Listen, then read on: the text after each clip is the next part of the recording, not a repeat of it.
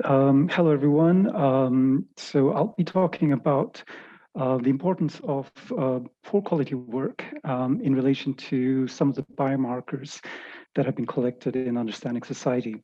So this research was done a few years back, at least one prime minister ago.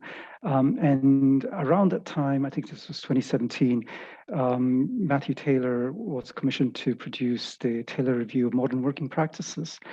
And it was the report was written about the importance of good work for a whole range of things, including health.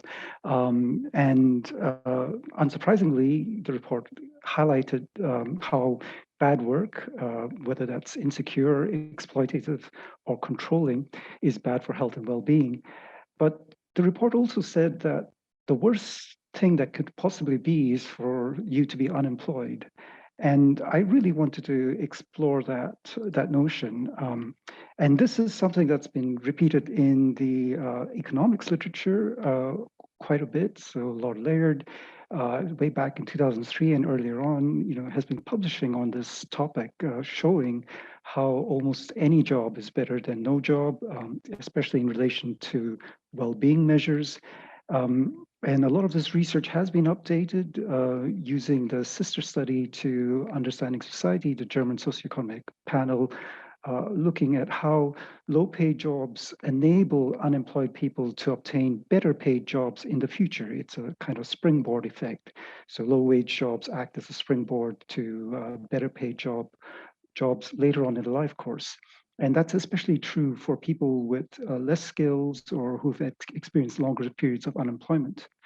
However, this research also highlights that this kind of low-paid work is less beneficial if the low-paid job also has a low social status. So it's not all quite the same picture for different kinds of work.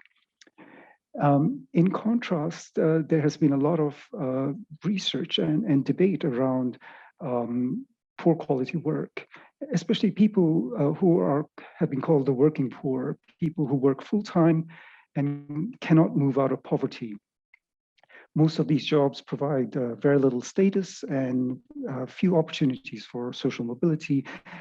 These kinds of works can be physically exhausting and repetitive, and some people may actually be regressing in their standards of living. The evidence basis on poor quality work and on unemployment, re-employment, and improvements in health was reviewed some time back by Gordon Waldell and Kim Burton, and they found very strong evidence from longitudinal studies that shows if you've been unemployed and you are subsequently reemployed, there is an improvement in physical health and general health and well-being. There is an improvement in mental health, and the magnitude of improvement is comparable to the harmful effects of losing a job. However, even this research has a caveat that says it really depends on the quality of the job and the security of the job people are reemployed in. So there's limitations of the existing research back then when me and my colleague Nanjang we were doing this research, was that a lot of the measures of health and well-being were self-reported measures of health well-being. And there are limitations to that. And the biomarkers that have been collected in Understanding Society are, as Mina pointed out in an introduction, are indicator of subclinical disease processes, could be an indicator of subclinical disease processes that are different from sort of manifest health conditions, which result in people rating their health, either the physical or mental health, as positive or negative. So there had been no analyses of the biological measures that are associated with chronic stress and this kind of reemployment literature. And there was very little analysis of the different dimensions of job quality. So the research questions we had going into this work was, is return to work into poor quality work associated with an improvement in health and well-being compared to people who remained unemployed, looking at a cohort of British unemployed adults? Or the reverse, is return to work into poor quality work, is that maybe that's associated with poorer health and well-being, especially the biomarkers associated with stress. And here, the Understanding Society measures, they don't have any direct biomarkers of stress, but they do have biomarkers that are associated with physiological dysregulation that are indicators of subclinical disease processes, and some of them are related to chronic stress through the allostatic load framework, which I'll go into a little bit in a couple of slides. So the data that we looked at was, firstly, at wave one, we looked at everybody who was unemployed, and we used the ILO definition of unemployment.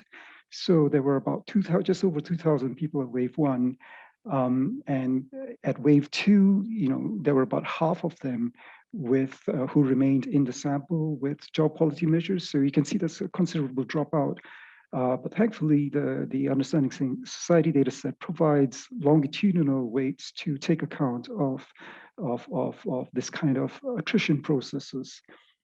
And then when we started including the biomarker data, you can see that from 1,081, it drops to quite a small number, to 244, with no missing blood biomarkers. And again, here the Understanding Society team have provided the survey weights that take account of these the people who are missing these biomarker data. So, as I mentioned, there are no direct measures of stress, of chronic stress, in the Understanding Society dataset, but using Bruce McEwen's theory of allostatic load, we can sort of measure the extent to which people have physiological dysregulation that is associated with chronic stress. And here we've got a classic stress and recovery period shown in the top right-hand corner. And here it's the stress response that is increased in the first moments of people experiencing the stressful event. And the recovery period is just as important in sort of maintaining a good physiological system. So in the middle panels over here, we have somebody that's experiencing repeated stress, as indicated by the blue lines. And for a normal person, a normal physiological reaction, when somebody experiences a repeated stressor, we adapt to that. And so our stress response, when we repeatedly encounter the same stressor, sort of reduces over the period. But in the bottom left-hand corner, we have an indication of somebody that doesn't adapt and has a prolonged stress response, resulting in a number of physiologically damaging processes. And in the bottom right-hand corner, we have another kind of abnormal stress response, which is not much of a stress response. That's commonly observed in more sort of highly stressed out people, such as people experiencing post-traumatic stress disorder. So in Understanding Society, there are a number of measures that are related to this allostatic load mechanism. There are measures of the neuroendocrine system, the DHEA, insulin-like growth factor. There are measures of the immune and inflammatory system, like C-reactive protein, and the clotting system, like fibrinogen. There are metabolic markers, cholesterol, blood sugar levels, as well as measures of cardiovascular activity, blood pressure, and pulse rate, and anthropometric measures such as waist and waist to height ratios.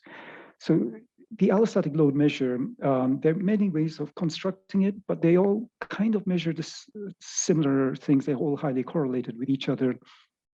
The one that I used in this particular analysis was one that just sort of dichotomized people into a risk quartile. So people who were in the in the risk quartile of any of these biomarkers were coded as 1, and I just summed up the scores. So there are 11 biomarkers, so an allostatic load score that range from 0 to 11 was derived. Here's an indication of the usefulness of the allostatic load measure. So here I looked at the incidence of doctor-diagnosed diabetes at wave 4 of Understanding Society. So this is in a group of people who did not have diabetes previously. Remember, the biomarkers were collected at waves 2 and 3. And unsurprisingly, HbA1cs, which are blood sugar levels, if you have pre-diabetes or if you're at the diabetic level at 48, that's hugely predictive of having a doctor diagnosis of diabetes at wave 4. And also, on top of that, the allostatic load score is also predictive of incident diabetes. And this is an indication of the subclinical disease processes that allostatic load is measuring. What doesn't predict diabetes is people's own perception of their health, their physical health or their mental health. That doesn't predict incident diabetes. In terms of job quality, well, there are several different measures of job quality in Understanding Society. I used a definition of job quality that used characteristics of the job itself, the rewards of the job, and the labor market contract. So we had measures of the earnings quality, low pay.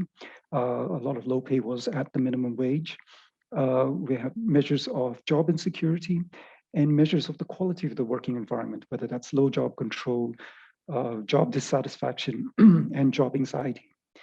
And we were able to examine transitions from an unemployed status at wave 1 into people who either remained unemployed at waves 2 or 3, so after 1 or 2 years, or who were reemployed in good quality work, or who were reemployed into work with at least one of these adverse job quality measures indicated on top, or who were reemployed into work with 2 or more of these adverse job quality measures. And here is some indication of what we were expecting based on the any job is better than no job framework. So if you were unemployed at baseline and were reemployed into good work, we expected people to have very few work stressors. They're able to recover from stress and have low allostatic load. The unemployed people who remained unemployed, we expected them to have unemployment-related stressors and hence high allostatic load. And those who were reemployed into poor quality work, we expected them to have some work stressors and to have middling levels of allostatic load. So our model had 3 dependent variables: allostatic load, and a measure of physical health and a measure of mental health. And our main independent variable was this job quality measure. And we control for a number of covariates. And of course, the health measures are particularly important because there's a lot of health selection going into reemployment. And here's one of the results for mental health. So a higher score on this mental health measure indicates better mental health. And it went exactly as predicted by Lord Laird. So if you remained unemployed, those people had the poorest mental health. Those who were reemployed into good work, they had the best mental health. And those who were reemployed into sort of poor quality work, they had middling levels of mental health. But in relation to allostatic load, it was a very different picture. So those who were reemployed into good quality work, they had the lowest predicted levels of allostatic load. That's unsurprising. But it was those who were reemployed into poor quality work with at least 2 or more of those adverse job measures that had the highest predicted levels of allostatic load, much higher than those who remained unemployed. In terms of the different measures of the biomarkers, it was the metabolic and inflammatory markers, particularly that were indicators of driving this association. So that's the green bars are those in poor quality work, and you can see here compared to those who remained unemployed, the people who were in poor quality work had the highest levels of blood sugar levels, cholesterol, and in the inflammatory markers. And in terms of the dimensions of job quality, it was nearly all the dimensions of job quality that were driving the association, with the exception of job security. So, and just a few more results. So there was some selection into good quality work. So there were people with higher education qualifications were more likely to get a good job, which is unsurprising.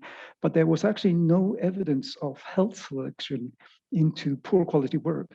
So better physical health at baseline, people with better physical health were more likely to get any job, whether that's good or bad jobs. And the household income levels improved for everybody who were re-employed compared to those who were unemployed. So the conclusions were that transition into poor quality or stressful work, that's associated with higher levels of biomarkers associated with chronic stress, despite an overall improvement in household finances. And the selection of healthier unemployed people into poor quality or stressful jobs, that's unlikely to explain why these people in poor quality or stressful jobs have higher levels of chronic stress-related biomarkers. So job quality really cannot be disregarded from the employment success of the unemployed. So regardless of whether bad jobs are a springboard to better life or better paying jobs later on, bad jobs are just simply bad for health. Thank you very much for listening, and a big thank you to my colleague Nan Jiang and the funders for this paper.